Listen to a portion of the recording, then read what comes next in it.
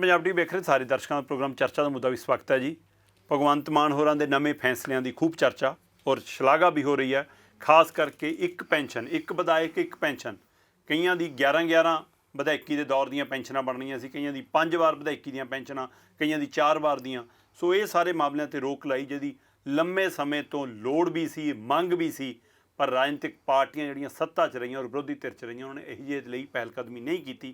सो भगवंत मान होरां ने जिहड़ी आके पहलकदमी की उसकी चर्चा भी खूब है। ਇਹਦੇ ਨਾਲ ਕਿੰਨਾ ਕੁ खजाने ਨੂੰ फायदा होएगा, किन्ना कुछ राजनीतिक मार मारन च कामयाब होए ने, इस उत्ते जिथे चर्चा करांगे उत्थे चर्चा दिल्ली फेरी की भी बनती है। भगवंत मान बतौर मुख मंत्री जो पहली बार प्रधानमंत्री नरेंद्र मोदी ਨੂੰ ਮਿਲਣ ਚਾਹੁੰਦੇ ਨੇ ਤੇ ਉਹਦੇ ਕੋਲੋਂ 2 ਸਾਲਾਂ ਦੇ ਰਾਹਤ ਪੈਕੇਜ ਦੀ ਮੰਗ ਕਰਦੇ ਨੇ, ਉਸ ਨੂੰ ਲੈ ਕੇ ਪੰਜਾਬ 'ਚ ਕੋਈ ਚਰਚਾਵਾਂ ਵਿਛੜੀਆਂ ਨੇ। ਕਿੰਨੀ ਕੁ ਉਹ ਮੰਗ ਜਾਇਜ਼ ਹੈ, ਕਿੰਨਾ ਕੁ ਕੇਂਦਰ ਨੂੰ ਉਹਦੇ ਲਈ ਪਹਿਲਕਦਮੀ ਕਰਨੀ ਚਾਹੀਦੀ ਹੈ ਔਰ ਕਿੰਨੇ ਕੁ ਉਪਰਾਲੇ ਪੰਜਾਬ ਵੱਲੋਂ ਸਾਂਝੇ ਤੌਰ ਤੇ ਹੋਣੇ ਚਾਹੀਦੇ ਨੇ ਜਾਂ ਇਕੱਲੇ ਮੁੱਖ ਮੰਤਰੀ ਦੇ ਪਹੁੰਚ ਨਾਲ ਹੀ ਹੋ ਜਾਣਗੇ। ਕੀ ਕੇਂਦਰ ਪੰਜਾਬ ਪ੍ਰਤੀ ਕੋਈ ਨੀਅਤ ਔਰ ਨੀਤੀ ਬਦਲ ਰਿਹਾ, ਇਹਦੇ ਪਰ ਵੀ ਚਰਚਾ। ਸੋ ਸਾਰੇ ਪਹਿਲੇ ਤਾਂ ਚਰਚਾ ਕਰਾਂਗੇ। ਚਰਚਾ ਕਰਨ ਲਈ ਸੀਨੀਅਰ ਪੱਤਰਕਾਰ ਹਮੀਰ ਸਿੰਘ ਭਾਜੀ ਸਾਡੇ ਨਾਲ ਨੇ। ਭਾਜੀ ਸਵਾਗਤ ਕਰਦੇ ਜੀ, ਸ਼ੁਕਰੀਆ ਭਾਜੀ। ਮੈਂ ਨਵੇਂ ਫੈਸਲਿਆਂ ਤੋਂ ਹੀ ਗੱਲ ਸ਼ੁਰੂ ਕਰਨੀ ਚਾਹੁੰਦਾ ਕਿ ਜਦੋਂ ਸਰਕਾਰ ਬਣਦਿਆਂ ਹੀ ਸਰਕਾਰ ਕਹਿੰਦੀ ਹੈ ਕਿ ਆਹ 25,000 ਨੌਕਰੀਆਂ ਅਸੀਂ ਕੱਢ ਰਹੇ ਹਾਂ, ਸਰਕਾਰ ਬਣਦੇ ਹੀ ਸਰਕਾਰ ਕਹਿੰਦੀ ਹੈ 35,000 ਕੱਚੇ ਮੁਲਾਜ਼ਮਾਂ ਨੂੰ ਪੱਕੇ ਕਰ ਰਹੇ ਹਾਂ, ਸਰਕਾਰ ਕਹਿੰਦੀ ਆ WhatsApp ਨੰਬਰ 'ਤੇ ਭੇਜੋ ਅਸੀਂ ਸ਼ਿਕਾਇਤਾਂ ਤੁਹਾਡੀਆਂ ਨੋਟ ਕਰਾਂਗੇ ਜੇ ਕੋਈ ਭ੍ਰਸ਼ਟਾਚਾਰੀ ਆ। ਅਤੇ ਹੁਣ ਨਵੇਕਲਾ ਫੈਸਲਾ ਜਿਹਦੀ ਮੰਗ ਵੀ ਸੀ, ਅਸੀਂ ਸਾਰੇ ਵਜੂਦ ਦਾ ਪੰਜਾਬ ਵੱਲੋਂ ਵੀ ਇਹਦੀ ਮੰਗ ਰੱਖ ਰਹੇ ਸੀਗੇ ਕਿ ਇੱਕ ਵਿਧਾਇਕ ਇੱਕ ਪੈਨਸ਼ਨ ਹੋਣੀ ਚਾਹੀਦੀ ਔਰ ਉਹ ਫੈਸਲਾ ਆਇਆ ਕਿ ਫੈਮਿਲੀ ਪੈਨਸ਼ਨ ਵੀ ਸੋਧਾਂਗੇ, ਉਹਨੂੰ ਵੀ ਘਟਾਵਾਂਗੇ ਔਰ ਜਿੰਨੀ ਵਾਰ ਮਰਜ਼ੀ ਵਿਧਾਇਕ ਰਿਹਾ ਹੋਵੇ ਸਾਬ ਕਾਊਂਟ ਤੋਂ ਬਾਅਦ ਇੱਕ ਹੀ ਪੈਨਸ਼ਨ ਮਿਲੇਗੀ। ਇਹਨਾਂ ਫੈਸਲਿਆਂ ਨੂੰ ਜਿਹੜੀ ਲੜੀਵਾਰ ਤੁਰੇ ਆ ਰਹੇ ਨੇ ਲਗਾਤਾਰ, ਕਿ ਇੰਨੀ ਤੇਜ਼ੀ ਨਾਲ ਤੁਸੀਂ ਕਦੇ ਦੇਖਿਆ ਕਿਸੇ ਸਰਕਾਰ ਨੇ ਜੇ ਕੰਮ ਕੀਤੇ ਹੋਣ, ਅਤੇ ਇਸ ਫੈਸਲਿਆਂ ਦਾ ਅਸਰ ਕੀ ਆ? ਜਿਹੜੇ ਵੀ ਫੈਸਲੇ ਨੇ ਨਾਰਮਲੀ ਗੌਰਮੈਂਟਾਂ ਆਉਂਦੀਆਂ ਨੇ ਜਦੋਂ ਤਾਂ ਇੱਕਾ ਦੁੱਕਾ ਫੈਸਲੇ ਤਾਂ ਹਰੇਕ ਨੇ ਕੀਤੇ ਨੇ। ਜਿਹੜੇ ਕਈ ਤਾਂ ਵੱਡੇ ਫੈਸਲੇ ਜਿਵੇਂ ਬਾਦਲ ਨੇ ਆਉਂਦੇ ਹੀ ਬਿਜਲੀ ਫ੍ਰੀ 97 ਵਿੱਚ ਕੀਤੀ ਸੀ, ਪਹਿਲਾ ਫੈਸਲਾ ਬਿਜਲੀ ਫ੍ਰੀ ਕਿਸਾਨਾਂ ਦੇ, ਹੈ ਨਾ, ਜਿਹੜਾ ਖੈਰ ਉਹਨੂੰ ਫਾਇਦਾ ਵੀ ਦਿੱਤਾ ਪੋਲੀਟੀਕਲੀ, ਕਾਫੀ ਲੰਮਾ ਸਮਾਂ ਲੋਕ ਕਹਿੰਦੇ ਰਹੇ ਬੜਾ ਪੋਲੀਟੀਕਲੀ ਉਹ ਫੈਸਲਾ ਜੀ ਫਲਾਨਾ ਜੇ ਉਹ। ਔਰ ਅਮਰਿੰਦਰ ਸਿੰਘ 2002 'ਚ ਆਇਆ ਸੀ, ਪਹਿਲਾ ਵਾਅਦਾ ਸੀ ਬਾਦਲਾਂ ਨੂੰ ਫੜ ਕੇ ਅੰਦਰ ਗੁਰੂ ਫੜ ਕੇ ਕਰਤੇ ਸੀ ਔਰ ਕਾਫੀ ਜ਼ਿਆਦਾ ਮਿੰਨਤੀਆਂ ਗਿਣਤੀਆਂ ਕਰੀਆਂ ਜਦੋਂ ਪਹਿਲੀ ਵਾਰ ਆਇਆ ਭ੍ਰਿਸ਼ਟਾਚਾਰ। ਦੂਜੀ ਟਨਿਓਰ ਹੋਰ ਹੈ ਅਤੇ ਪਹਿਲੀ ਟਨਿਓਰ ਹੋਰ ਹੈ ਜਦੋਂ ਆਪਾਂ ਦੇਖਦੇ ਹਾਂ ਇਹੋ ਜਿਹਾ। ਪਰ ਜਦੋਂ ਇਹ ਸਰਕਾਰ ਆਈ ਹੈ ਤਾਂ ਕੁਝ ਫੈਸਲੇ ਜਿਹੜੇ ਨੇ ਖਾਸ ਤੌਰ 'ਤੇ ਜਿੱਦਾਂ ਜੇ ਪੈਨਸ਼ਨ ਵਾਲਾ ਆਪਾਂ ਫੈਸਲਾ ਲੈਣਾ, ਕਿਉਂਕਿ ਇੱਕ ਪਾਪੂਲਰ ਡਿਮਾਂਡ ਹੋ ਜਾਂਦੀ ਹੈ ਲੋਕਾਂ ਦੀ। ਉਹ ਵੀ ਡਿਮਾਂਡ ਇਸ ਕਰਕੇ ਨਹੀਂ ਹੋ ਜਾਂਦੀ ਕਿ ਉਹ ਪੈਸੇ ਜ਼ਿਆਦਾ ਪੈਸੇ ਤਾਂ ਪੋਲੀਟੀਸ਼ੀਅਨ ਜਿਹੜੇ ਹੁਣ ਨੇ ਜੇ ਉਹ ਬਿਲਕੁਲ ਹੀ ਪੈਨਸ਼ਨ ਨਾ ਲਵੇ ਤੇ ਕੁਝ ਵੀ ਨਾ ਲਵੇ ਤਾਂ ਵੀ ਉਹ ਕੀ ਕਮਾ ਰਿਹਾ ਹੈ ਉਹਦੇ ਮੁਕਾਬਲੇ ਤਾਂ ਬੜੀ ਮਾਇਨੇ ਇਹ ਬਹੁਤ ਕੁਝ ਹੈ ਨਾ ਜੇਕਰ ਦੇਖਿਆ ਜਾਏ। ਲੋਕ ਬੜੇ ਇਹਦੇ ਸਾਰੇ ਤੋਂ ਰੋਟੀ ਖਾ ਨਹੀਂ ਰਹੇ ਕਿਉਂਕਿ ਪਰ ਸਿੰਬੋਲਿਕ ਤੌਰ 'ਤੇ ਇਹਦਾ ਮਾਨਾ ਕਾਫੀ ਵੱਡਾ। ਕਈ ਵਾਰ ਇਹ ਹੋ ਜਾਂਦਾ ਇਦੋਂ ਪਹਿਲਾਂ ਵੀ ਲੋਕ ਕਹਿੰਦੇ ਨੇ ਜੀ ਮੈਂ ਕੋਈ ਪੈਸਾ ਨਹੀਂ ਲਊਂਗਾ ਜੀ, MLA ਬਣ ਕੇ 1 ਰੁਪਇਆ ਤਨਖਾਹ ਲਊਂਗਾ, ਪਰ ਬਾਦਲ ਉਹਨਾਂ ਨੇ ਵੀ ਕਿਹਾ ਸੀ ਪਹਿਲਾਂ, ਬਾਕੀ ਕਹਿ ਦਿੰਦੇ ਨੇ।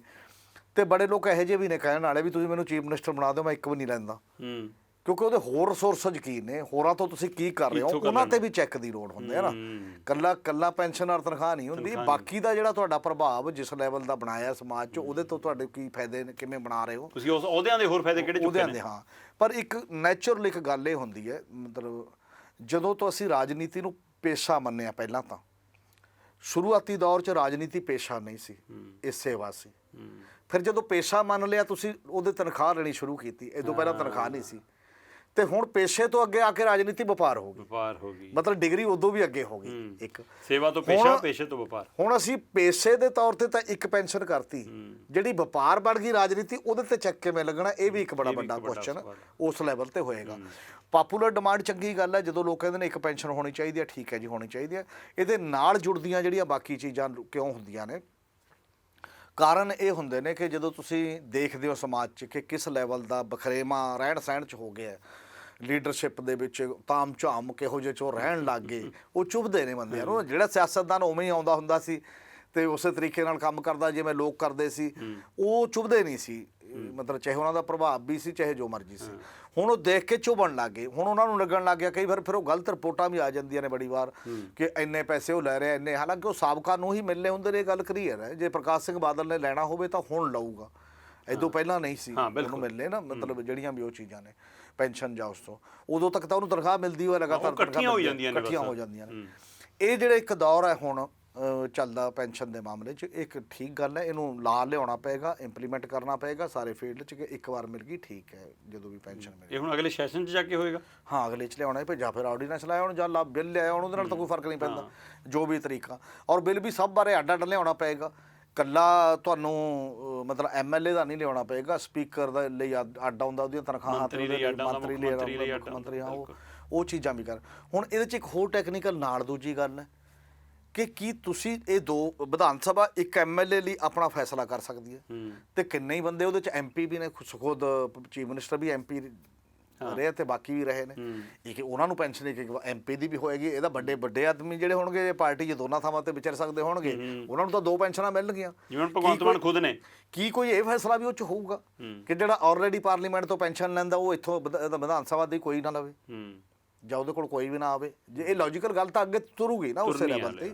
ਹੁਣ ਪ੍ਰਕਾਸ਼ ਸਿੰਘ ਬਾਦਲ ਤੋਂ, ਸੁਖਬੀਰ ਸਿੰਘ ਬਾਦਲ ਤੋਂ ਲੈ ਕੇ ਔਰ ਕਿੰਨੇ ਹੀ ਬੰਦੇ ਆਪਣੇ ਢੀਂਡਸਿਆਂ ਤੋਂ ਲੈ ਕੇ ਡਿਫਰੈਂਟ, ਪ੍ਰਤਾਪ ਸਿੰਘ ਬਾਜਵਾ ਹੁਣ ਐਮਐਲਏ ਹੋ ਗਿਆ ਤੇ ਪਹਿਲਾਂ ਰਾਜ ਸਭਾ ਤੇ ਲੋਕ ਸਭਾ ਕਦੇ ਵੱਖ-ਵੱਖ ਥਾਵਾਂ ਤੇ ਤੁਸੀਂ ਹੁੰਦੇ ਹੋ, ਉਹ ਜਿੰਨੀਆਂ ਪੈਨਸ਼ਨਾਂ ਨੇ ਉਹਨਾਂ ਦਾ ਕੀ ਹੋਏਗਾ? ਮਤਲਬ ਉਹ ਵੀ ਇਹਦੇ 'ਚ ਕਿਸੇ ਤਰੀਕੇ ਦੇ ਨਾਲ ਤਰਤੀਬ ਦੇ ਵਿੱਚ ਆਉਣਗੀਆਂ ਜਾਂ ਨਹੀਂ ਆਉਣਗੀਆਂ, ਉਹਨੂੰ ਵੀ ਇੱਕ ਗੱਲ ਅੱਗੇ ਤੋਰਨ ਦਾ ਸਵਾਲ ਹੈ। ਪਰ ਇਹ ਠੀਕ ਹੈ, ਮੈਨੂੰ ਇਹ ਲੱਗਦਾ ਕਿ ਇਹਦੇ ਨਾਲ ਬਹੁਤ ਵੱਡੀ ਅਮਾਊਂਟ ਤਾਂ ਨਹੀਂ ਬਚਣੀ, ਪਰ ਇੱਕ ਸਿੰਬੋਲਿਕ ਚੀਜ਼ਾਂ ਕਈ ਵਾਰ ਹੁੰਦੀਆਂ ਨੇ, ਲੋਕਾਂ ਨੂੰ ਨਾ ਇੱਕ ਚੰਗਾ ਜਿਹਾ ਲੱਗਦਾ ਵੀ ਯਾਰ ਠੀਕ ਹੈ ਗੱਲ, ਆਹ ਤਾਂ ਹੋਇਆ ਨਾ, ਬਿਲਕੁਲ ਵੀ ਇਹ ਆਪ ਹੀ ਗੱਲ ਕਰਦੇ ਨੇ, ਇਹ ਇਹਦੀ ਵੈਲਿਊ ਹੈ ਔਰ ਇਹ ਠੀਕ ਹੈ, ਇਹਦੀ ਇਸ ਲੈਵਲ ਦੀ ਵੈਲਿਊ ਹੋਣੀ ਵੀ ਚਾਹੀਦੀ ਹੈ।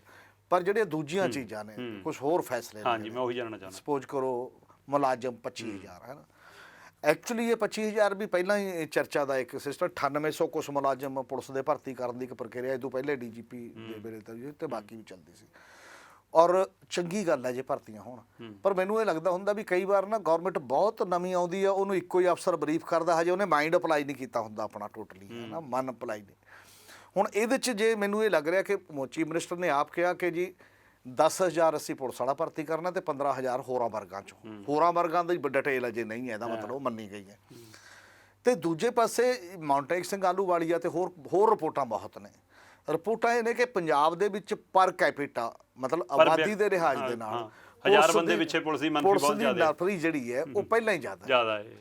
ਤੇ ਜਿਹੜੀ ਸਰਕਾਰ ਵਿਕਾਸ ਨੂੰ ਪੈਮਾਨਾ ਬਣਾਏ, ਜਿਹੜੀ ਸਰਕਾਰ ਲੋਕਾਂ ਦੇ ਰਾਜ ਨੂੰ ਪੈਮਾਨਾ ਬਣਾਏ, ਉਹ ਪੁਲਿਸ ਰਾਜ 'ਚ ਨਹੀਂ ਕਨਵਰਟ ਕਰ ਸਕਦੀ। ਉਹਨੂੰ ਇਹ ਦੇਖਣਾ ਚਾਹੀਦਾ ਕਿ ਉਹਨੇ ਪੁਲਿਸ ਵਾਲੇ ਕਿੰਨੇ, ਜਿਵੇਂ ਹੁਣ ਪੁਲਿਸ ਜਿਹੜੀ ਹੋਰਾਂ ਕੰਮਾਂ ਤੇ ਲੱਗੀ ਹੋਈ ਹੈ, ਜਿਵੇਂ ਇੱਕ ਪਹਿਲਾ ਫੈਸਲਾ ਸੀ ਕਿ ਜੀ ਆ ਪੁਰਾਣਿਆਂ ਤੋਂ ਲੈ ਲਏ ਕੁਛ ਤੋਂ, ਹੈ ਨਾ, ਤੇ ਹੁਣ ਨਵਿਆਂ ਨੂੰ ਕਿੰਨੇ ਦਿਓਗੇ, ਉਹ ਘਟਾਓਗੇ, ਬਾਕੀ ਜਣਾ ਖਾਣਾ ਲਈ ਫਿਰਦਾ, ਕੋਈ ਬਾਬਾ ਲਈ ਫਿਰਦਾ, ਕੋਈ ਪੋਲੀਟੀਸ਼ੀਅਨ ਲਈ ਫਿਰਦਾ। ਐਮਐਲਏ ਨਹੀਂ ਦੱਸਿਆ, ਉਹ ਕਹਿੰਦੇ ਮੈਂ ਆਪਣੇ ਹਲਕੇ ਦੇ ਵਿੱਚ ਇਹ ਪੁੱਛਿਆ ਵੀ ਆਪਣੇ ਥਾਣੇ 'ਚ ਕਿੰਨੇ ਮੁਲਾਜ਼ਮ ਨੇ, ਕਹਿੰਦੇ ਜੀ ਕਾਗਜ਼ਾਂ 'ਚ ਤਾਂ 65 ਨੇ, ਪ੍ਰੈਕਟੀਕਲੀ 26 ਨੇ, ਬਾਕੀ ਇਦਾਂ ਕਿਸੇ ਮਤਲਬ ਬਾਕੀ ਕੋਈ ਵੀ ਕਹਿੰਦੇ ਤੁਰਿਆ ਫਿਰਿਆ ਜਿਹੜਾ ਠੀਕ ਠਾਕ ਜਿਹਾ ਆਦਮੀ ਹੈ, ਉਹ ਐਸਐਚਓ ਤੋਂ ਕਹਿ ਕੇ ਲੈ ਜਾਂਦਾ, ਅੱਜ 2 ਜਣ ਭੇਜ ਮੇਰੇ ਨਾਲ, ਮੈਂ ਫਲਾਣੀ ਜਗ੍ਹਾ ਜਾ ਕੇ ਆਉਣਾ, ਫਲਾਣੀ ਜਗ੍ਹਾ ਆਹ ਕਰਨਾ, ਮਤਲਬ ਉਸ ਲੈਵਲ ਦੀ ਅਨਾਰਕੀ ਵੀ ਹੈ। ਜੇ ਉਹ 26 ਦੀ 52 ਮਤਲਬ 65 ਦੀ ਬਜਾਏ ਜੇ ਤੁਸੀਂ ਉਹਨਾਂ ਨੂੰ 8 ਘੰਟੇ ਡਿਊਟੀ ਦੇ ਦਿਓ ਤੇ ਹੋਰ ਫਿਰ ਤਾਂ ਉਹ ਸਗੋਂ ਬੰਦੇ ਚੰਗਾ ਕੰਮ ਕਰਨ ਵਾਲੇ ਵੀ ਹੋ ਜਾਣ। ਜੇ ਉਹ ਅੱਧਾ ਹੀ ਕੰਮ ਕਰਦੇ ਨੇ ਤਾਂ ਰੋਟੇਸ਼ਨ 'ਚ ਲੈ ਲਓ ਉਹਨਾਂ ਨੂੰ, ਉਹਨਾਂ ਦੇ ਕੰਮ ਦੇ ਘੰਟੇ ਜਾਂ ਹੋਰ ਨਿਸ਼ਚਿਤ ਕਰ ਦਿਓ, ਜ਼ਿੰਦਗੀ ਵੀ ਸੁਧਾਰੋ ਥੋੜ੍ਹੀ ਬਹੁਤ ਉਸ ਲੈਵਲ ਦੇ ਉੱਤੇ। ਤੇ ਪੁਲਿਸ ਦਾ ਉਸ ਪੈਮਾਨੇ ਤੋਂ ਵੀ ਕੰਮ ਕਰਨ ਵਾਲਾ ਕਿ ਉਹਨਾਂ ਦੀ ਕੁਆਲਿਟੀ ਆਫ ਲਾਈਫ ਸੁਧਰੇ, ਉਹਨਾਂ ਦੀ ਕੋਈ ਨਾ ਕੋਈ ਡਿਊਟੀ ਹੋਵੇ, ਕੋਈ ਨਾ ਕੋਈ ਡਿਊਟੀ ਦੇ ਵਿੱਚ ਵੀਕਲੀ ਆਫ ਜਾਂ ਕੁਛ ਹੋਰ ਹੋ ਸਕਦਾ, ਉਹ ਵੀ ਹੋਣਾ ਚਾਹੀਦਾ। ਤੇ ਪਰ ਇੰਨੀ ਜ਼ਿਆਦਾ ਭਰਤੀ ਕਿਉਂ ਜ਼ਰੂਰੀ ਹੈ, ਇਹਦੀ ਕੋਈ ਦਲੀਲ ਦੇਣੀ ਪਏਗੀ, ਹੈ ਨਾ, ਬਿਨਾਂ ਦਲੀਲ ਉਹੀ ਨਹੀਂ ਤੁਸੀਂ ਕਰ ਸਕਦੇ। ਔਰ ਜਦੋਂ ਕਿ ਦੂਜੇ ਪਾਸੇ ਇੱਕ ਪਾਸੇ ਤੁਹਾਡੇ ਕੋਲ ਪਾਵਰਕਾਮ ਹੈ, ਬਿਜਲੀ ਬੋਰਡ ਹੈ, ਜਿਹਦੇ 90,000 ਤੋਂ ਜ਼ਿਆਦਾ ਇੰਪਲਾਈ ਸੀ ਤੇ ਹੁਣ ਉਹ ਘੱਟ ਕੇ 26,000 ਦੇ ਨੇੜੇ ਤੇੜੇ ਰਹਿ ਗਿਆ। ਕੀ ਉਹ ਲੋੜ ਘਟ ਗਈ ਬਿਜਲੀ ਦੀ, ਬਾਕੀ ਚੀਜ਼ਾਂ ਹੋ ਗਈਆਂ? ਬੀਬੀਐਮਬੀ ਵਾਲਾ ਮੁੱਦਾ ਆਪਣੇ ਕੋਲ ਕਿੱਡਾ ਬੜਾ ਖੜਾ, ਉੱਥੇ ਆਪਣੇ ਇੰਪਲਾਈਜ਼ ਹੈ ਹੀ ਨਹੀਂ, ਉੱਥੇ ਵੀ ਇੰਪਲਾਈ ਨਹੀਂ ਹੈ। ਔਰ ਇਸੇ ਤਰ੍ਹਾਂ ਹੋਰ ਵੀ ਕਿੰਨੇ ਹੀ ਫੀਲਡ ਨੇ ਸਾਡੀਆਂ, ਕਿੰਨੀਆਂ ਹੀ ਕਾਰਪੋਰੇਸ਼ਨਾਂ ਬੰਦ ਹੋ ਗਈਆਂ, ਕਿੰਨੇ ਹੀ ਮੁਲਾਜ਼ਮ ਹਟ ਗਏ, ਕਿੰਨੀਆਂ ਹੀ ਕੋਆਪਰੇਟਿਵ ਡਿਪਾਰਟਮੈਂਟ ਦੀਆਂ ਸ਼ੂਗਰ ਮਿੱਲਾਂ ਬੰਦ ਹੋ ਗਈਆਂ, ਉੱਥੋਂ ਬੰਦੇ ਹਟ ਗਏ। ਉਹ ਸਾਰੇ ਜਿਹੜੇ ਰੁਜ਼ਗਾਰ ਦੇ ਫੰਕਸ਼ਨ ਨੇ ਡਿਫਰੈਂਟ ਟਾਈਪ ਦੇ, ਡਿਫਰੈਂਟ ਸੋਭਿਆਂ ਦੇ ਵਿੱਚ, ਉਧਰ ਵੀ ਗੱਲ ਚਲਾਉਣ ਦੀ ਹੋ ਸਕਦਾ ਹਲੇ ਉਹ ਸਾਰਾ ਡਾਟਾ ਵੀ ਆਉਣਾ, ਮੁੱਖ ਮੰਤਰੀ ਨੂੰ ਉਹਦਾ ਮੈਨੂੰ ਇਹੀ ਲੱਗਦਾ ਕਿ ਜਿਹੜੇ ਰੁਜ਼ਗਾਰ ਦੇ ਆਏ ਹੁੰਦੇ ਨਾ, ਸੁੱਟਣ ਦੀ ਗੱਲ ਇਹ ਨਹੀਂ, ਤੁਸੀਂ 2 ਮਹੀਨੇ ਲਾ ਲਓ, ਉਹਦੇ ਤੇ ਪੂਰਾ ਵਿਚਾਰ ਕਰੋ, ਡਿਪਾਰਟਮੈਂਟਾਂ ਤੋਂ ਲੋੜ ਮੰਗੋ, ਫਿਰ ਫਾਈਨਾਂਸ ਡਿਪਾਰਟਮੈਂਟ ਤੋਂ ਪੁੱਛੋ ਪੈਸੇ ਕਿਵੇਂ ਲਵਾਂਗੇ, ਕਿੱਥੇ ਆਵਾਂਗੇ, ਕਿੰਨੀ ਚੀਜ਼ ਬਣੂਗੀ, ਉਹ ਸਾਰਾ ਕੁਝ ਕਰੋਗੇ ਤਾਂ ਜੇ ਇਸ ਤਰ੍ਹਾਂ, ਕਿਉਂਕਿ ਨਵੀਂ ਸਰਕਾਰ ਨੂੰ ਨਾ ਲੋਕ ਨਾਰਮਲੀ 6 ਮਹੀਨੇ ਸਾਲ ਦੇਣਾ ਚਾਹੁੰਦੇ ਹੁੰਦੇ ਨੇ ਵੀ ਚਲ ਕੋਈ ਨਹੀਂ ਹਜੇ ਇਹ ਹਿਸਾਬ ਕਿਤਾਬ ਲਾ ਲੈਣਾ ਆਪਦਾ, ਪਰ ਉਹ ਹਿਸਾਬ ਕਿਤਾਬ ਉਦੋਂ ਫਿਰ ਨਹੀਂ ਦਿੰਦੇ ਜਦੋਂ ਕੋਈ ਇਹੋ ਜਿਹੇ ਕਰੂਸ਼ਲ ਫੈਸਲੇ ਜਿਵੇਂ ਰਾਜ ਸਭਾ ਦਾ ਫੈਸਲਾ ਸੀ ਉਹ ਨਹੀਂ ਦੇ ਸਕਦੇ ਲੋਕ, ਉਹ ਇੱਕ ਮਾਮਲਾ ਹੀ ਹੋ ਉੱਥੇ ਰਿਐਕਟ ਪੂਰਾ ਹੋਇਆ, ਰਿਐਕਟ ਕਰਨਗੇ, ਰਿਐਕਟ ਹੋਇਆ। ਉਹਦੇ 'ਚ ਤੁਸੀਂ ਮਤਲਬ ਵਪਾਰੀ ਨੇਚਰ ਦੇ ਬੰਦੇ ਵੀ ਲਿਆਂਦੇ, ਪ੍ਰਾਈਵੇਟਾਈਜੇਸ਼ਨ ਦੇ ਸਾਰੇ ਬੰਦੇ ਵੀ ਲਿਆਂਦੇ, ਦੂਜੇ ਸੂਬਿਆਂ ਤੋਂ ਬੰਦੇ ਵੀ ਲਿਆਂਦੇ, ਪੰਜਾਬੀ ਕਲਚਰ ਵਾਲੇ ਵੀ ਨਹੀਂ, ਪੰਜਾਬੀ ਕਲਚਰ ਵਾਲਾ ਕੋਈ ਨਹੀਂ, ਟੋਟਲੀ ਸ਼ਹਿਰੀ ਮਤਲਬ ਰੂਰਲ ਸਾਈਡ ਬਿਲਕੁਲ ਮਿਸਿੰਗ ਹੋ ਗਈ ਹੈ ਸਾਰੀ, ਅਸਲੀ ਪੰਜਾਬ ਦਾ ਨਕਸ਼ਾ ਹੀ ਨਹੀਂ ਉਹ ਹੈ ਨਹੀਂ। ਮਤਲਬ ਉਹ ਇਸ ਕਰਕੇ ਉਹਦੇ 'ਚ ਇਹ ਵੀ ਹੋਏਗਾ, ਆਲੋਚਨਾ ਵੀ ਹੁਣੇ ਲਾਜ਼ਮੀ ਹੈ ਕਿ ਹੋਏ। ਜਿਹੜੇ ਹਮੀਰ ਭਾਜੀ ਕੱਚੇ ਮੁਲਾਜ਼ਮਾਂ ਨੂੰ ਪੱਕੇ ਕਰਨ ਵਾਲਾ ਫੈਸਲਾ ਕਹਿੰਦੇ ਇਹਦੇ ਵਿੱਚ ਕੁਝ ਅੜਿੱਕਾ ਆ ਸਕਦਾ ਤੇ ਇਸੇ ਤਰ੍ਹਾਂ ਜਿਹੜੇ ਬੁੱਤ ਲਾਉਣ ਵਾਲਾ ਫੈਸਲਾ ਲਿਆ ਉਹਨਾਂ ਨੂੰ ਲੈ ਕੇ ਵੀ ਕਹਿੰਦੇ ਤਕਨੀਕੀ ਤੌਰ ਤੇ ਦਿੱਕਤਾਂ ਹੈਗੀਆਂ ਕੁਝ, ਜਦੋਂ ਕਿ ਫੈਸਲੇ ਲੋਕ ਕਹਿੰਦੇ ਸ਼ਲਾਘਾਯੋਗ ਨੇ। ਔਰ ਮੈਨੂੰ ਤਾਂ ਨਹੀਂ ਲੱਗਦਾ ਕਿ ਬਹੁਤੇ ਬੁੱਤ ਲਾਉਣਾ ਵੀ ਕੋਈ ਸ਼ਲਾਘਾਯੋਗ ਕੰਮ ਹੈ। ਨਾਰਮਲੀ ਸਾਡਾ ਕਲਚਰ, ਜੇਕਰ ਆਪਾਂ ਫਿਲਾਸਫੀ, ਜੇ ਗੁਰੂ ਨਾਨਕ ਦੀ ਫਿਲਾਸਫੀ ਦੇਖਦੇ ਆ ਜਿਹੜੀ ਬੁੱਤਾਂ ਦੇ ਖਿਲਾਫ ਮੂਰਤੀ ਕਲਚਰ ਨਹੀਂ ਹੈ, ਮੂਰਤੀ ਕਲਚਰ ਦੇ ਖਿਲਾਫ, ਕੀ ਅਸੀਂ ਉਦੋਂ ਵਾਪਸ ਪਿੱਛੇ ਨੂੰ ਜਾ ਰਹੇ ਹਾਂ ਕਿ ਮੂਰਤੀ ਪੂਜਾ ਹੋਵੇ ਜਾਂ ਕੱਲੀ ਇਸੇ ਤੇ ਹੋਵੇ ਤੇ ਦੂਜਾ ਨਾ ਹੋਵੇ, ਉਹਦੇ ਵਿਚਾਰਾਂ ਦੀ ਪੂਜਾ ਹੋਵੇ ਜਾਂ ਉਹਦਾ ਦੇਖ ਕੇ ਇੱਕ ਸ਼ਕਲ ਦੀ ਜਾਂ ਬਾਕੀ ਦੀਆਂ ਜਿਹੜੀਆਂ ਚੀਜ਼ਾਂ ਹੋਵੇ। ਮਤਲਬ ਇਹ ਇੱਕ ਵਿਚਾਰਨ ਦਾ ਸਵਾਲ ਹੈ। ਇਹ ਆਜ਼ਾਦੀ ਖੁੱਲ੍ਹ ਕੇ ਹੋਣੀ ਚਾਹੀਦੀ ਹਰ ਬੰਦਾ ਜਿਹੜਾ ਆਪਦੇ ਧਾਰਮਿਕ ਅਕੀਦੇ ਮੁਤਾਬਕ ਬੁੱਤ ਦੀ ਕਰਨਾ ਚਾਹੁੰਦਾ ਬੁੱਤ ਦੀ ਕਰ ਲੈ, ਨਹੀਂ ਕਰਨਾ ਚਾਹੁੰਦਾ ਨਹੀਂ। ਪਰ ਸਰਕਾਰ ਕੀ ਕਰੇ, ਸਰਕਾਰ ਕਿਹੜੇ ਦਾਇਰੇ ਲੈ ਕੇ ਜਾਣਾ ਚਾਹੁੰਦੀ ਆ ਲੋਕਾਂ ਨੂੰ, ਇਹਦੇ ਤੇ ਜ਼ਰੂਰ ਇੱਕ ਗੱਲ ਹੋਣੀ ਚਾਹੀਦੀ ਹੈ। ਸਿੰਬਲ ਦੇ ਤੌਰ ਤੇ ਤੁਸੀਂ ਬੁੱਤਾਂ ਦੀ ਬਜਾਏ ਕਈ ਵਾਰ ਉੱਥੇ ਫੋਟੋਆਂ ਟੰਗ ਦਿੰਦੇ ਹੋ, ਫੋਟੋ ਵੀ ਠੀਕ ਹੈ ਜੇ ਫੋਟੋ ਲਾਉਣੀ ਹੋਵੇ, ਪਰ ਦੇਖਣ ਨੂੰ ਤਾਂ ਜੇ ਤੁਸੀਂ ਦੇਣਾ ਨਾ ਯਾਦਗਾਰ ਦਾ ਤੌਰ ਤੇ ਜਿਵੇਂ ਅਜਾਇਬ ਘਰਾਂ 'ਚ ਲੱਗਦੀਆਂ ਨੇ, ਜਿਵੇਂ ਬਾਕੀ ਜਗ੍ਹਾ ਲੱਗਦੀਆਂ ਨੇ, ਉਸ ਲੈਵਲ ਦੇ ਉੱਤੇ। ਹੁਣ ਮੈਨੂੰ ਨਹੀਂ ਲੱਗਦਾ ਕਿ ਭਗਤ ਸਿੰਘ ਨੂੰ ਤੇ ਡਾਕਟਰ ਅੰਬੇਦਕਰ ਨੂੰ ਬੁੱਤਾਂ ਦੀ ਲੋੜ ਹੈ। ਉਹਨਾਂ ਦਾ ਇੰਨਾ ਲੋਕਾਂ ਦੇ ਜਿਹਨ ਤੇ ਅਸਰ ਹੈ ਤੇ ਉਹ ਕੋਈ ਇਕੱਲਾ ਉਹਦੇ ਨਾਲ ਥੋੜ੍ਹੀ ਆ ਕਿ 4 ਬੁੱਤ ਹੋਰ ਲੱਗ ਜਾਣਗੇ, 2 ਬੁੱਤ ਹੋਰ ਲੱਗ ਜਾਣਗੇ, ਕੋਈ ਇਹੋ ਜਿਹੀ ਚੀਜ਼ ਹੈ। ਹਾਂ, ਤੁਸੀਂ ਇਹ ਠੀਕ ਹੈ ਕਿ ਬਹੁਤ ਪ੍ਰੋਮੀਨੈਂਟ ਜਗ੍ਹਾ ਦੇ ਨਾਮ ਕਈ ਵਾਰ ਰੱਖ ਦਿੰਦੇ ਹੋ ਉਹਨੂੰ ਸਨਮਾਨ ਦੇਣ ਵਾਸਤੇ, ਕੋਈ ਵੱਡੀ ਯੂਨੀਵਰਸਿਟੀ ਹੈ, ਕੋਈ ਰਿਸਰਚ ਇੰਸਟੀਚਿਊਟ ਹੈ, ਏਅਰਪੋਰਟ, ਹਵਾਈ ਅੱਡੇ ਦਾ ਹਾਲ ਤੱਕ ਮਾਮਲਾ ਚੱਲ ਰਿਹਾ, ਹਵਾਈ ਅੱਡਾ ਹੈ, ਇਹਨਾਂ ਗੱਲਾਂ ਦੇ ਲਈ ਮੰਨਿਆ ਕਿ ਤੁਸੀਂ ਉਹ ਗੱਲਾਂ ਕਰ ਸਕਦੇ ਹੋ। ਇਹ ਠੀਕ ਹੈ ਕਿ ਇੱਕ ਟੈਕਨੀਕਲ ਦਿੱਕਤ ਇੱਥੇ ਹੈਗੀ ਹੈ, ਮਤਲਬ ਚੰਡੀਗੜ੍ਹ ਦੇ ਵਿੱਚ, ਕਿ ਜਿਹੜੀਆਂ ਵਿਰਾਸਤੀ ਇਮਾਰਤਾਂ ਨੇ ਉੱਥੇ ਬੁੱਤ ਜਾਂ ਉੱਥੇ ਕੋਈ ਛੇੜਛਾੜ ਜਾਂ ਕਿਸੇ ਵੀ ਲੈਵਲ ਦਾ ਨਹੀਂ ਕੀਤਾ ਜਾ ਸਕਦਾ, ਉਹ ਇੱਕ ਟੈਕਨੀਕਲ ਗੱਲ ਹੈ। ਪਰ ਅਪਰੋਚ ਲੈਵਲ ਦੀ ਵੀ ਇਹਦੇ 'ਚ ਗੱਲ ਮੈਨੂੰ ਤਾਂ ਇਹ ਲੱਗਦੀ ਹੈ ਕਿ ਤੁਸੀਂ ਨਾ ਉਹੀ ਬਲਡੋਜ਼ ਕਰ ਲੋਕਾਂ ਦੀ ਨਜ਼ਰ 'ਚ ਬਹੁਤ ਵਧੀਆ ਬਣਨਾ ਚਾਹੁੰਦੇ ਹੋ ਕਿ ਦੇਖੋ ਜੀ ਲੋਕਾਂ ਦੀ ਸੰਮਤੀ ਹੈ ਇਹਨਾਂ ਨਾਲ, ਆਪਾਂ ਸਹਿਮਤੀ ਨੂੰ ਗੇਨ ਕਰਨਾ ਕਿਸੇ ਨਾ ਕਿਸੇ ਤਰੀਕੇ ਨਾਲ। ਸਹਿਮਤੀ ਗੇਨ ਉਸ ਲੈਵਲ ਤੇ ਕਰੋ ਜਿਹੜੇ ਕੰਮ ਉਹ ਕਰਨਾ ਚਾਹੁੰਦੇ ਸੀ, ਸਿੰਪਥੀ ਗੇਮ ਕਰੋਗੇ ਕਿ ਉਹਨਾਂ ਦਾ ਅਕੀਦਾ ਕੀ ਹੈ। ਕਿ ਤੁਸੀਂ ਕਾਸਟ ਖਤਮ ਕਰਤੀ, ਜੇ ਅੰਬੇਦਕਰ ਨੂੰ ਦਾ ਬੁੱਤ ਲਾਉਣ ਦੀ ਗੱਲ ਕੋਈ ਕਰਦੇ ਹੋ, ਕਾਸਟ ਪੈਟਰਨ ਕਿਵੇਂ ਨਾਰਮਲ ਹੋਵੇ, ਕਿਵੇਂ ਉਹ ਚੀਜ਼ਾਂ ਹੋਣ, ਕਿ ਇਧਰ ਧਿਆਨ ਕਿੰਨਾ ਦੇ ਰਹੇ ਹੋ, ਇਕਸਾਰਤਾ ਕਿਵੇਂ ਆਵੇ। ਭਗਤ ਸਿੰਘ ਤੁਸੀਂ ਕਹਿੰਦੇ ਹੋ ਤਾਂ ਉਹ ਸਮਾਜ 'ਚ ਬਰਾਬਰੀ ਦਾ ਜਿਹੜਾ ਕਨਸੈਪਟ ਹੈ ਜਿਸ ਲੈਵਲ ਤੇ ਉਹ ਕਿੱਥੇ ਆਵੇ ਤੇ ਕਿਸ ਲੈਵਲ ਦੀਆਂ ਨੇ, ਕਿਵੇਂ ਪੜ੍ਹਾਈ ਗਿਆਨ ਦਾ ਜਿਹੜਾ ਸਵਾਲ ਹੈ, ਉਹਨੇ ਆਪਣੀ 23-23.5 ਸਾਲ ਦੀ ਉਮਰ 'ਚ ਕਿੰਨਾ ਕੁਝ ਲਿਖਿਆ, ਹਰ ਸੂਬੇ ਤੇ ਲਿਖਿਆ ਨਾਲੇ ਨਾ, ਸਟੂਡੈਂਟ ਤੇ ਪੋਲਿਟਿਕਸ, ਉਹਦਾ ਰਿਸ਼ਤਾ ਕੀ ਹੋਣਾ ਚਾਹੀਦਾ, ਬਾਕੀ ਦੀਆਂ ਜਿੰਨੀਆਂ ਚੀਜ਼ਾਂ ਦੁਨੀਆ 'ਚ ਕਿਵੇਂ ਵਾਪਰ ਰਹੀਆਂ ਤਕਨੀਕ ਚੀਜ਼ਾਂ ਨੇ, ਤੁਸੀਂ ਉਸ ਪਾਸੇ ਵਾਲਾ ਕੁਝ ਲਓ ਤੇ ਚਾਹੇ ਉਹ ਸਿਲੇਬਸਾਂ 'ਚ ਲਾਓ, ਚਾਹੇ ਉਹ ਬਾਕੀ ਦੀਆਂ ਚੀਜ਼ਾਂ 'ਚ ਲੋਕਾਂ ਨੂੰ ਗਿਆਨ ਦਿਓ, ਉਹ ਜ਼ਿਆਦਾ ਬਿਹਤਰ ਹੈ ਮੇਰੇ ਖਿਆਲ। ਬੱਚਿਆਂ ਨੂੰ ਸਕੂਲਾਂ 'ਚ ਲਾ ਦੋਗੇ ਤੁਸੀਂ, ਉਹ ਜ਼ਿਆਦਾ ਠੀਕ ਹੈ। ਭਗਤ ਸਿੰਘ ਨੇ ਜਿੰਨਾ ਪੜ੍ਹ ਲਿਆ ਸੀਗਾ ਲਿਟਰੇਚਰ ਦੁਨੀਆ ਭਰ ਦਾ, ਉਹ ਚੀਜ਼ਾਂ ਬੱਚਿਆਂ 'ਚ ਆ ਜਾਣ। ਹਾਂ, ਉਹ ਚੀਜ਼ਾਂ ਤੁਸੀਂ ਬੱਚਿਆਂ ਨੂੰ ਸਿਖਾਓਗੇ ਤਾਂ ਮੇਰੇ ਖਿਆਲ ਜ਼ਿਆਦਾ ਉਹ ਗੱਲ ਹੈ।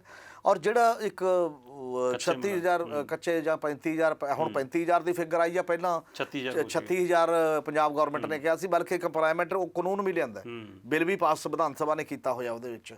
ਹੁਣ ਉਹਦੇ 'ਚ ਉਹ 36,000 ਦੀ ਫਿਗਰ ਕਿਵੇਂ ਬਣੀ, ਕਿੰਨੇ ਡਿਪਾਰਟਮੈਂਟ ਨੇ, ਕੀ ਉਹਦੇ 'ਚ ਠੇਕੇਦਾਰੀ ਵਾਲੇ ਬੰਦੇ ਵੀ ਨੇ, ਕੀ ਜਿਹੜੇ ਇਕੱਲੇ ਗੌਰਮੈਂਟ ਨੇ ਕੱਚੇ ਭਰਤੀ ਕੀਤੇ ਹੋਏ ਸੀ ਵਿਦਆਊਟ ਠੇਕੇਦਾਰੀ ਉਹ ਨੇ, ਬਹੁਤ ਵੈਰਾਈਟੀਜ਼ ਨੇ ਉਹਦੇ 'ਚੋਂ। ਹਾਈ ਕੋਰਟ 'ਚ ਵੀ ਗਏ ਹੋਏ ਨੇ ਕੁਝ ਸੈਕਸ਼ਨ, ਜਿਹੜਾ ਰਹਿੰਦਾ ਵੀ ਫਿਰ ਸਾਨੂੰ ਕਿਉਂ ਨਹੀਂ ਜੇ ਉਹਨਾਂ ਨੂੰ ਤੁਸੀਂ ਦੇ ਰਹੇ ਹੋ।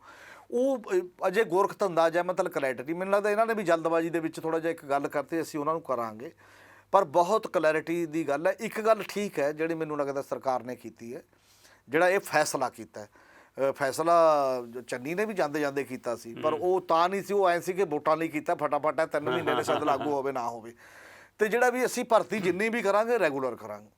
ਹਾਂ, ਇਹ ਵੱਡਾ ਫੈਸਲਾ, ਇਹ ਇੱਕ ਇੰਪੋਰਟੈਂਟ, ਹਾਂ ਇਹ ਇੰਪੋਰਟੈਂਟ ਗੱਲ ਕਹੀ ਜਾ ਸਕਦੀ ਹੈ, ਕਿਉਂਕਿ ਐਵੇਂ ਹੀ ਬੰਦੇ ਨੂੰ ਤੁਸੀਂ ਲਟਕਾਈ ਜਾਓ, ਜੇ ਨਹੀਂ ਭਰਤੀ ਕਰਨਾ ਨਾ ਸੀ ਜਾਂ ਕਰਨਾ ਤਾਂ ਉਹ ਹੈ। ਹਾਂ, ਉਹਦੇ 'ਚ ਕੋਈ ਸਟੈਂਡਰਡ ਤੁਸੀਂ ਰੱਖ ਸਕਦੇ ਹੋ, ਜੇ ਬੰਦਾ ਕੰਮ ਕਰਨ ਜੋਗਾ ਨਹੀਂ ਰਹੇਗਾ ਤਾਂ ਵਿੱਚ ਦੀ ਉਹਦੇ ਟੈਸਟ ਕੋਈ ਜਾਂ ਜੋ ਵੀ ਚੀਜ਼ਾਂ ਹੋ ਸਕਦੀਆਂ 10 ਸਾਲ ਬਾਅਦ 15 ਸਾਲ ਬਾਅਦ ਉਹਨੂੰ ਕਿਹਾ ਜਾ ਸਕਦਾ ਜਾਂ ਇੰਪਰੂਵ ਕਰੋ, ਜਾਂ ਭਾਈ ਪ੍ਰਮੋਸ਼ਨ ਐ ਨਹੀਂ ਹੋਏਗੀ ਹਰ ਵਾਰ ਗਰੰਟਡ ਨਹੀਂ ਹੋਏਗੀ, ਜਾਂ ਬਾਕੀ ਦੀਆਂ ਚੀਜ਼ਾਂ ਨਹੀਂ ਹੋਣਗੀਆਂ, ਉਹਨਾਂ ਗੱਲਾਂ ਤੇ ਤੁਸੀਂ ਇੰਪਰੂਵਮੈਂਟ ਕਰ ਸਕਦੇ ਹੋ ਨਾਲ।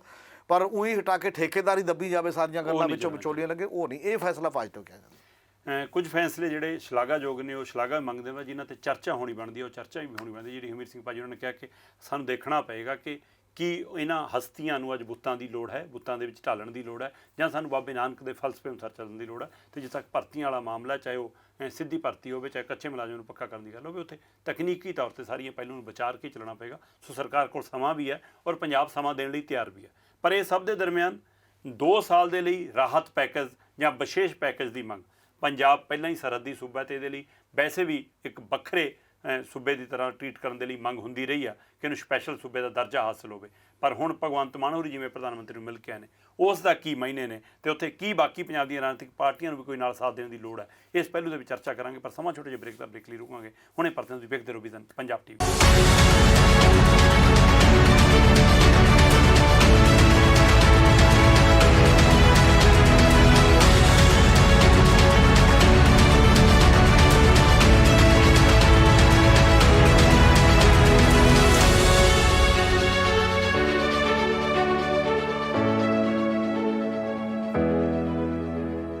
ਵਿਜ਼ਨ ਪੰਜਾਬ TV ਵੇਖ ਰਹੇ ਸਾਰੇ ਦਰਸ਼ਕਾਂ ਪ੍ਰੋਗਰਾਮ ਚਰਚਾ ਦਾ ਮੁੱਦਾ 'ਚ ਇੱਕ ਵਾਰ ਫਿਰ ਸਵਾਗਤ ਹੈ। ਅਸੀਂ ਗੱਲਬਾਤ ਕਰ ਰਹੇ ਹਾਂ ਹਮੀਤ ਸਿੰਘ ਭਾਜੀ ਨਾਲ।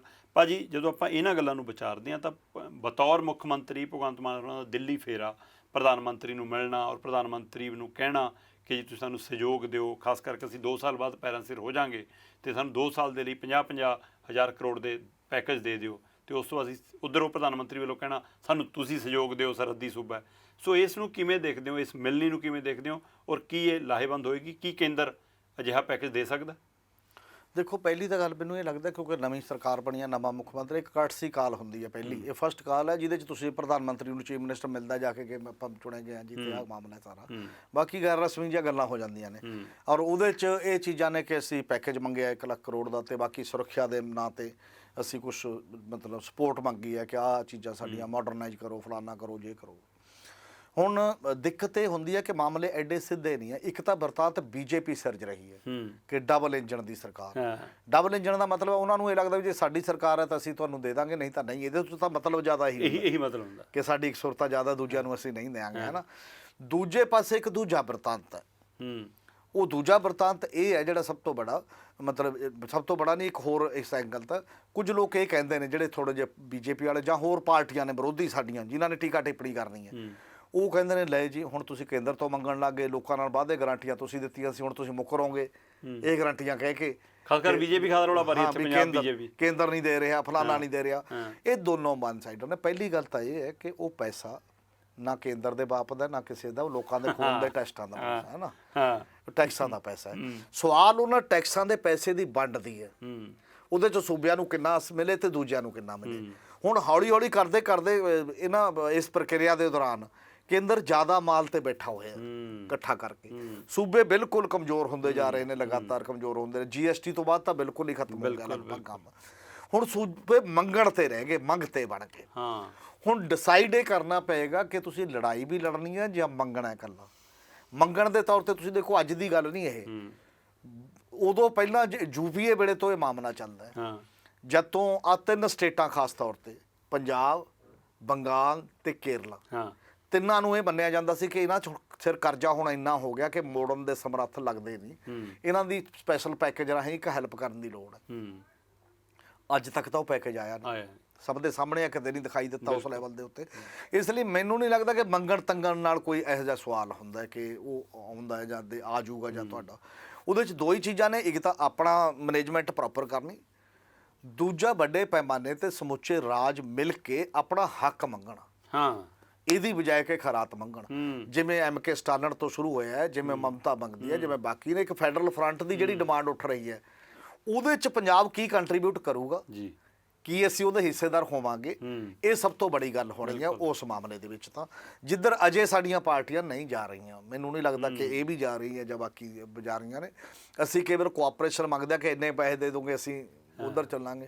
ਅਗਲਾ ਕਹਿੰਦਾ 3 ਲੱਖ ਕਰੋੜ ਦਾ ਬਜਟ ਹੈ ਤਾਂ 1 ਲੱਖ ਕਰੋੜ ਤੁਹਾਨੂੰ ਅਸੀਂ ਦੇ ਦਿੰਦੇ ਜਿਹੜਾ ਕਰਜ਼ਾ ਹੈ, ਤੇ ਤੁਸੀਂ ਭਾਲ ਦਿਓ, ਅਸੀਂ ਉਹ ਤੁਹਾਡੇ ਉਹ ਕਰ ਦਾਂਗੇ। ਕੇਂਦਰ ਐਡਾ ਤਾਂ ਕੂੜਾ ਜਾਂ ਇਸ ਲੈਵਲ ਦੀ ਗੱਲ ਨਹੀਂ ਹੈ ਨਾ। ਤੇ ਉਦੋਂ ਅਗਲੀ ਗੱਲ ਇਹ ਹੈ ਕਿ ਜਿਹੜਾ ਸੁਰੱਖਿਆ ਦੇ ਪਹਿਲੂ ਨੇ, ਮੈਨੂੰ ਲੱਗਦਾ ਕਿ ਇੱਕ ਜਾਣ-ਬੁੱਝ ਕੇ ਇੱਕ ਬਰਤਾਂਤ ਬਣਾਇਆ ਜਾ ਰਿਹਾ ਕਿ ਪੰਜਾਬ 'ਚ ਫਿਰ ਬੜਾ ਬਣਾਇਆ ਜੀ, ਪੰਜਾਬ ਨੂੰ ਪਤਾ ਨਹੀਂ ਕੀ ਹੋ ਜਾਊਗਾ, ਜੇ ਇਹ ਐਂਟੀ ਪੰਜਾਬ ਅਪਰੋਚ ਹੈ। ਪੰਜਾਬ ਦੀ ਲੋੜ ਇਦੋਂ ਜ਼ਿਆਦਾ ਖੁੱਲ੍ਹੇ ਦਿਲ ਦੀ ਹੈ। ਪੰਜਾਬ ਦੀ ਲੋੜ ਤਾਂ ਇਦੋਂ ਜ਼ਿਆਦਾ ਬਾਰਡਰ ਖੋਲ੍ਹਣ ਦੀ ਹੈ, ਕੋਰੀਡੋਰ ਜਿਵੇਂ ਖੋਲ੍ਹਿਆ ਸੀ।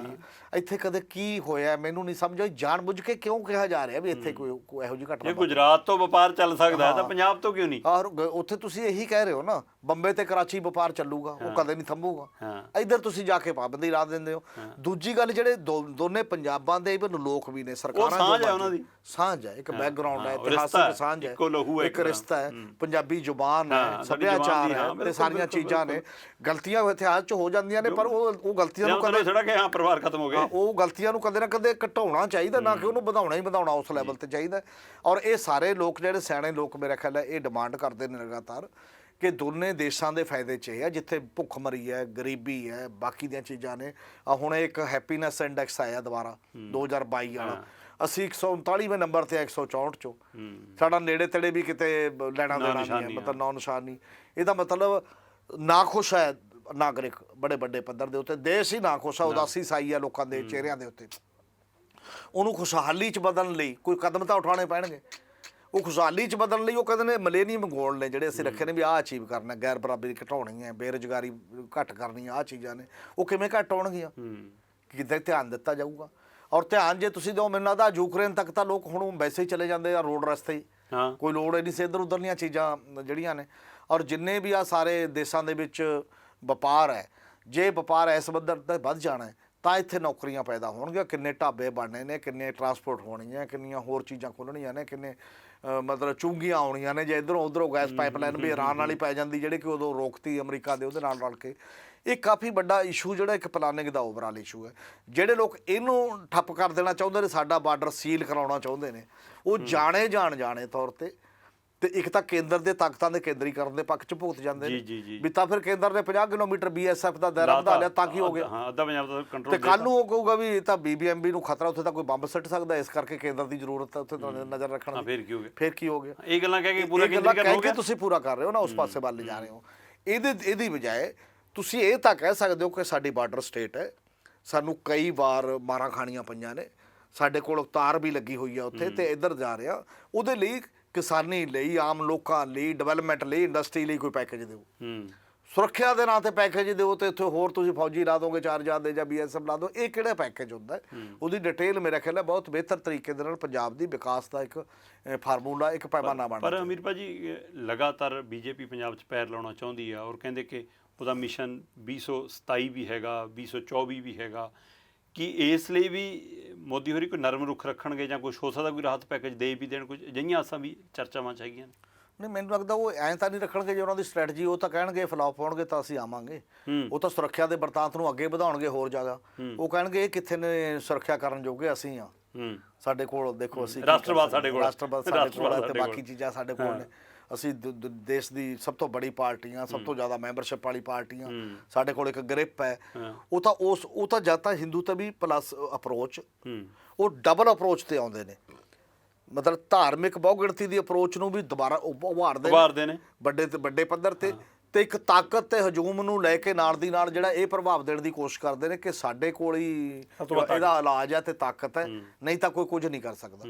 ਇਸੇ ਕਰਕੇ ਤਾਂ ਉਹ ਵਿਚਾਰਾ ਗਰੀਬ ਜਿਹੜਾ ਹਿੰਦੂ ਬਹੁਗਿਣਤੀ, ਹੁਣ ਜੇ ਦੇਸ਼ 'ਚ ਆਪਾਂ ਲਾਈਏ ਜਿਹੜਾ ਉਹਨੂੰ ਵੋਟ ਵੀ ਕਰ ਰਿਹਾ, ਬਹੁਗਿਣਤੀ ਗਰੀਬ ਹਿੰਦੂ ਹੀ ਹੈ ਨਾ, ਜਿਹਨੂੰ ਰੋਜ਼ਗਾਰ ਨਹੀਂ ਮਿਲ ਰਿਹਾ। ਗਰੀਬ ਉਹੀ ਹੈ ਜਿਹੜਾ ਰੋਜ਼ਗਾਰ ਜਿਹਨੂੰ ਨਹੀਂ ਮਿਲ ਰਿਹਾ, ਜਾਂ ਜਿਹਨੂੰ ਪੜ੍ਹਾਈ ਨਹੀਂ ਮਿਲ ਰਹੀ ਠੀਕ ਤਰੀਕੇ ਦੇ ਨਾਲ, ਬਾਕੀ ਹੈ ਉਹਨੂੰ ਤੁਸੀਂ ਹਜੂਮ ਦੇ ਨਾਂ ਤੇ ਚੰਗੀ ਜ਼ਿੰਦਗੀ ਦੇਣ ਦੀ ਬਜਾਏ ਤੁਸੀਂ ਵੋਟਾਂ ਲੈ ਲਓ, ਵੋਟਾਂ ਦੇ ਵਿੱਚ ਤੁਸੀਂ ਵਰਤ ਰਹੇ ਹੋ। ਇਹ ਮੈਨੂੰ ਲੱਗਦਾ ਪੰਜਾਬ 'ਚ ਜ਼ਿਆਦਾ ਦੇਰ ਚੱਲਣਾ ਬੜਾ ਮੁਸ਼ਕਲ ਹੈ। ਪੰਜਾਬ 'ਚ ਐਤਕੀ ਵੀ ਤੁਸੀਂ ਦੇਖੋ ਨਹੀਂ ਚੱਲਿਆ ਐਤਕੀ ਵੀ ਉਹ ਗ੍ਰਾਂਡ ਜਿਹੜਾ ਸੈਟਅਪ ਬਣਾਇਆ ਸੀ ਉਹਦਾ ਕੁਝ ਨਹੀਂ ਬਣਿਆ। ਤੇ ਇਹ ਤੇ ਆਮ ਆਦਮੀ ਪਾਰਟੀ ਨੂੰ ਵੀ ਲੋਕਾਂ ਨੇ ਮੇਰੇ ਖਿਆਲ ਉਹਨਾਂ ਪਰ ਸਾਰਿਆਂ ਪ੍ਰਤੀ ਨਫ਼ਰਤ ਦੇ ਕਰਕੇ ਚੁਣ ਲਿਆ, ਕਿਉਂਕਿ ਉਹ ਤਿੰਨਾਂ ਪ੍ਰਤੀ ਇੱਕ ਸੁਰ 'ਚ ਚੁਣਿਆ, ਕੋਈ ਜਾਤ ਨਹੀਂ, ਕੋਈ ਡੇਰਾ ਨਹੀਂ, ਕੋਈ ਫਿਰਕਾ ਨਾ ਪਿੰਡ ਨਾ ਸ਼ਹਿਰ ਨਾ ਕੁਛ ਨਹੀਂ, ਸਭ ਫਾਰਮੂਲੇ ਨਹੀਂ ਚੱਲੇ। ਹਾਂ, ਉਹ ਫਾਰਮੂਲੇ ਨਹੀਂ ਚੱਲੇ ਤੇ ਇਸ ਕਰਕੇ ਉਹ ਭਾਈਚਾਰਕ ਜਿਹੜਾ ਇੱਕ ਨੈਟਵਰਕ ਹੈ। ਤੇ ਇਹਦੇ 'ਚ ਤੁਸੀਂ ਇਹ ਕਹੋ ਕਿ ਇਹਦੇ 'ਚ ਦਰੇੜ ਪਾ ਦਿਓ, ਇਹਦੇ 'ਚ ਫਲਾਨਾ ਪਾ ਦਿਓ ਬਿਨਾਂ ਮਤਲਬ ਦਾ, ਸਗੋਂ ਇਹਦੇ ਤੇ ਮਾਣ ਕਰਨਾ ਚਾਹੀਦਾ ਕਿ ਪੰਜਾਬ ਦਾ ਭਾਈਚਾਰਕ ਸਾਂਝ ਮੁਕਾਬਲਤਨ ਬਿਹਤਰ ਹੈ ਦੂਜਿਆਂ ਦੇ ਮੁਕਾਬਲਤਨ। ਠੀਕ ਹੈ, ਇਹਨੂੰ ਹੋਰ ਪੀੜੀ ਕਰਨ ਦੀ ਲੋੜ ਹੈ।